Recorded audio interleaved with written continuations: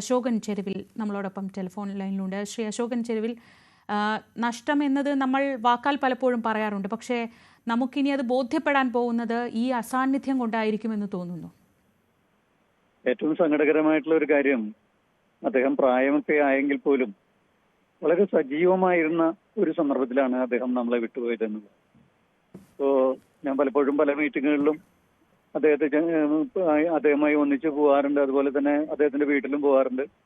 അപ്പൊ ആ സന്ദർഭങ്ങളിലൊക്കെ തന്നെ നമുക്കൊക്കെ പ്രതീക്ഷിക്കാൻ കഴിയുന്നതിനേക്കാൾ വലുതായിട്ട് ഇത്രയും പ്രായത്തിന്റെ ആ ഒരു കണക്കെടുക്കുകയാണെങ്കിൽ അദ്ദേഹം വളരെ പ്രായത്തിൽ നിൽക്കുകയാണ്. പക്ഷെ നമ്മളെ പോലുള്ള അദ്ദേഹത്തെക്കാൾ കൂടുതൽ പ്രായം കുറഞ്ഞ ആൾക്കാരെയൊക്കെ അതിലംഘിക്കുന്ന വിധത്തിലുള്ള ഒരു വിചാരധാര അദ്ദേഹം എപ്പോഴും പുലർത്തിയിരുന്നു.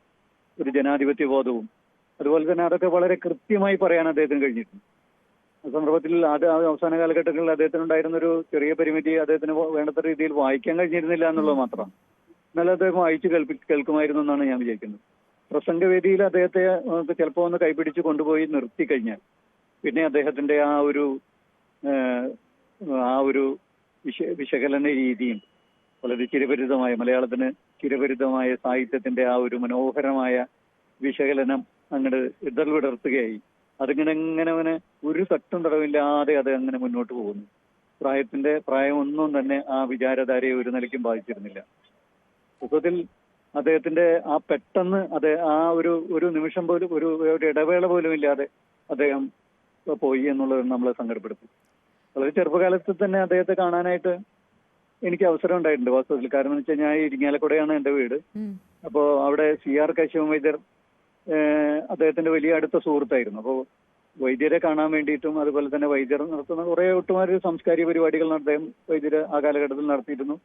അദ്ദേഹം വിവേകോദയം പബ്ലിക്കേഷൻ അതിന്റെ ഭാഗമായി പുസ്തക പ്രസിദ്ധീകരണം ഉണ്ടായിരുന്നു. ഒരു മാസിക തന്നെ ഉണ്ടായിരുന്നു.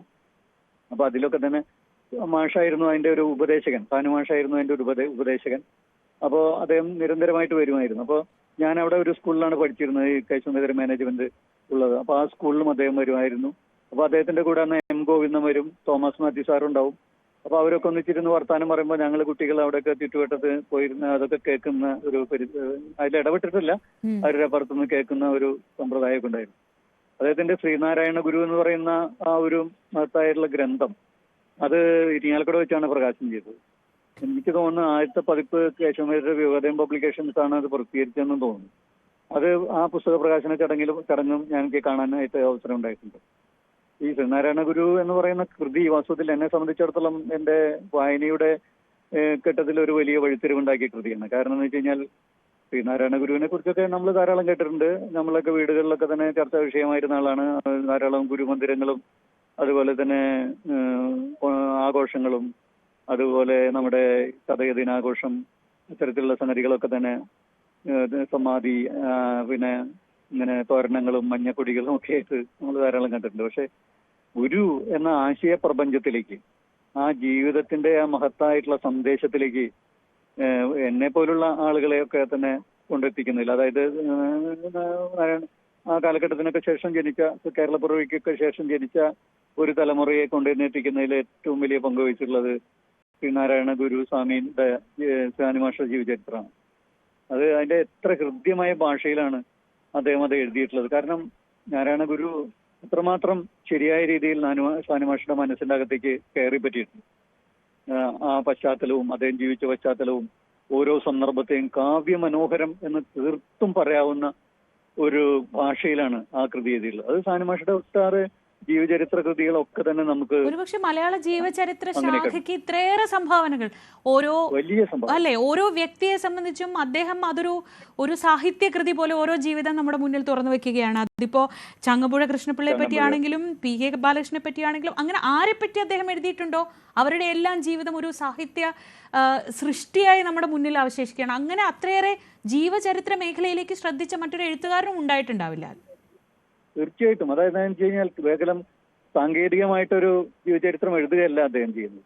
അദ്ദേഹത്തിന്റെ ആത്മാവിൽ സാംശീകരിക്കപ്പെട്ട മഹാത്മാ വ്യക്തികളെ കുറിച്ചാണ് അദ്ദേഹം എഴുതുന്നത്. ശ്രീനാരായണ ഗുരു അങ്ങനെ അദ്ദേഹത്തെ സ്വാധീനിച്ചു, അദ്ദേഹത്തിന്റെ ജീവിതത്തെയും അദ്ദേഹത്തിന്റെ സമൂഹത്തെയൊക്കെ സ്വാധീനിച്ചു. അതുപോലെ തന്നെ ചങ്ങമ്പുഴയുടെ ആ കാലഘട്ടം ഏറ്റവും പ്രസിച്ച് കേരളത്തെ ഉജ്ജ്വലിപ്പിച്ചു നിന്ന അതിന് സാക്ഷിയാണല്ലോ അതെ. സാനുമാഷയുടെ തലമുറ. അപ്പൊ അതിനെ നക്ഷത്രങ്ങളുടെ പ്രേമവാചനം ആയിട്ട് അതിനെ കാണാൻ കഴിയുന്ന ആ ഒരു മനസ്സ്, അതിന് അതേ മട്ടിൽ തന്നെ, അതൊരു ടൈറ്റിൽ മാത്രമല്ല. ആ കൃതിയുടെ ഉള്ളിലേക്ക് പോകുമ്പോൾ ചങ്ങമ്പുഴയെ എന്ന് പറയുന്ന വ്യക്തിയെയും അതിന്റെ കാവ്യ അംശത്തെയും സമന്വയിപ്പിച്ചുകൊണ്ടുള്ള ഒരു മഹത്തായിട്ടുള്ള ഒരു സംഗതിയാണ്. ബഷീറിനെ പറ്റിയാണെങ്കിൽ ഏകാന്ത വീഥിയിലെ അവധൂതൻ എന്ന പേരിൽ തന്നെ ഉണ്ട് എന്തായിരുന്നു ബഷീർ എന്ന ഒറ്റ വാചകത്തിൽ ബഷീറിനെ വിശേഷിപ്പിക്കാൻ ഇതിലും നല്ലൊരു ടൈറ്റിൽ ഇനി ഉണ്ടാവുമെന്ന് തോന്നുന്നില്ല. അതെ, ബഷീറുമൊക്കെ ആയിട്ട് അങ്ങനെ ഇടപഴകി ബഷീറിന്റെ സാഹിത്യമൊക്കെ തന്നെ കേരളീയർ വായിക്കുകയും ചർച്ച ചെയ്യപ്പെടുകയും ആ കാലഘട്ടത്തിലൊക്കെ സാഹിത്യ വിമർശകൻ എന്നുള്ള നിലയിൽ അതിൽ ഇടപെടുകയും അതിനെക്കുറിച്ചൊക്കെ പറയുകയും പ്രസംഗിക്കുകയും നേരിടുകയൊക്കെ ചെയ്ത് ആ ബഷീറിനെ പൂർണ്ണമായി ഉൾക്കൊണ്ടതിന് ശേഷമാണ് ആ ഒരു വിമർശനം ജീവചരിത്രം വരുന്നത്. പി.കെ. ബാലകൃഷ്ണൻ അദ്ദേഹത്തിന്റെ ഏറ്റവും അടുത്ത സുഹൃത്തായിരുന്നു. ഒന്നിച്ചു പോരാടിയ ആളാണ്. ഒരേ ആശയഗതി, അന്നത്തെ സോഷ്യലിസ്റ്റ് മാനവികതാ മുന്നേറ്റത്തിന്റെ ഒക്കെ ഭാഗമായിട്ട് ഈ രണ്ട് വ്യക്തികളും ആ രണ്ട് സമാന പ്രായമുള്ള വ്യക്തികൾ എന്നുള്ള നിലയ്ക്ക് ഉള്ള ആദരവ് സൂക്ഷിച്ചുകൊണ്ട് തന്നെ അതിനെ മനസ്സിലാക്കിക്കൊണ്ട് ഉള്ള എഴുത്താണ് പി.കെ. ബാലകൃഷ്ണനെ കുറിച്ച് അദ്ദേഹം. ഇതൊക്കെ തന്നെ അദ്ദേഹത്തിന്റെ സാഹിത്യ വിമർശനങ്ങളിൽ നമുക്ക് കാണാൻ കഴിയുന്നു.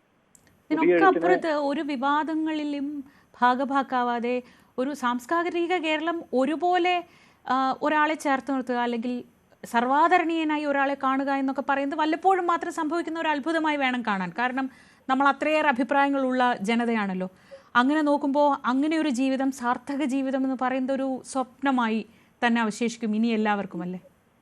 തീർച്ചയായിട്ടും എല്ലാ രംഗത്തും, സാഹിത്യത്തിലും അവസാനം ഒരു പ്രത്യേക ഘട്ടത്തിൽ കേരള രാഷ്ട്രീയത്തിൽ ജനപ്രതിനിധി എന്നുള്ള നിലയിൽ, സാഹിത്യ അക്കാദമിയുടെ പ്രസിഡന്റ് എന്നുള്ള നിലയിൽ, അതുപോലെ തന്നെ പുരോഗമന സാഹിത്യ പ്രസ്ഥാനത്തിന്റെ സമുന്നതനായ അതിന്റെ പ്രസിഡന്റ് എന്നുള്ള നിലയിൽ ഒക്കെ തന്നെ മനുഷ്യപക്ഷത്തോട്, ജനങ്ങളോട്, ജനകീയ പക്ഷത്തോട്, പ്രത്യേകിച്ചും ഭരണവർഗത്തിന്റെയും അധികാരത്തിന്റെയും ഒക്കെ തന്നെ മേഖലയ്ക്കെതിരായി അപ്പുറത്ത് അതിന്റെ മറുപുറത്ത് നിന്നുകൊണ്ടുള്ള സൗന്ദര്യാത്മകമായ സർഗാത്മകമായ ഒരു ഇടപെടലിന്റെ പേരാണ് സാനുമാഷ് എന്ന് പറയാം. അത് നിരവധി പേരുടെ ഗുരുവാണ് അദ്ദേഹം. സ്വന്തം പഠിപ്പിച്ചിട്ടുള്ളവരും പഠിപ്പിക്കാത്തവരും. ഇപ്പൊ ഞാൻ എന്നെയൊന്നും പഠിപ്പിച്ചിട്ടില്ല, പക്ഷെ എങ്കിൽ പോലും ഞങ്ങളുടെയൊക്കെ എഴുത്തിന്റെ വലിയ പിൻബലമായി പല ഘട്ടങ്ങളിലും അദ്ദേഹത്തിനുണ്ടായിരുന്നു. അദ്ദേഹത്തിന്റെ ഒരു കാരൂർ സ്മാരക പ്രഭാഷണത്തിലാണ് ഞങ്ങളെ പോലുള്ള ഞങ്ങളുടെ തലമുറയിലെ കഥാകൃത്തുക്കളെ കുറിച്ച് അദ്ദേഹം സവിസ്തരം തൃശ്ശൂരിൽ വന്ന് ഉപന്യസിച്ചത്. എത്രമാത്രം സൂക്ഷ്മമായിട്ടാണ് അദ്ദേഹം അതിനു മുമ്പ് ആ കൃതികളൊക്കെ പഠിച്ചിട്ടുള്ളതെന്ന് ഞാനൊക്കെ അന്ന് അത്ഭുതം കൊണ്ടു. വലിയൊരു മലയാള സാഹിത്യ രംഗത്ത് വലിയൊരു ശൂന്യതയാണ്. ഇനി ഒരിക്കലും ആവർത്തിക്കാത്തൊരു പേര് സാനുമാഷ്.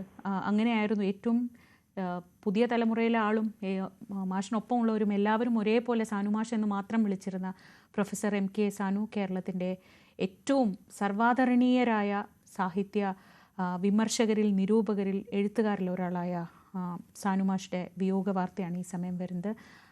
അദ്ദേഹത്തെ കുറിച്ച് അനുസ്മരിക്കുകയായിരുന്നു ശ്രീ അശോകൻ ചെരുവിൽ. മറ്റു വാർത്തകളിലേക്ക് മടങ്ങിയെത്താം. ഇടവേള.